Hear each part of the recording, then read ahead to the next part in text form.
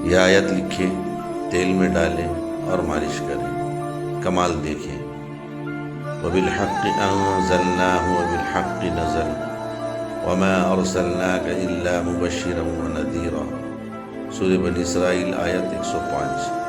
فالج، لخوا، جوڑوں کا درد، پٹھوں کا کھچاؤ یا جسم کے کسی قسم کے پرانے یا نئے درد کے لیے اس آیت مبارکہ کو بسم اللہ کے ساتھ 3 مرتبہ پڑھ کر دم کریں، پھر کسی تیل یا مرہم میں دم کر لیں، اس تیل سے مالش کریں۔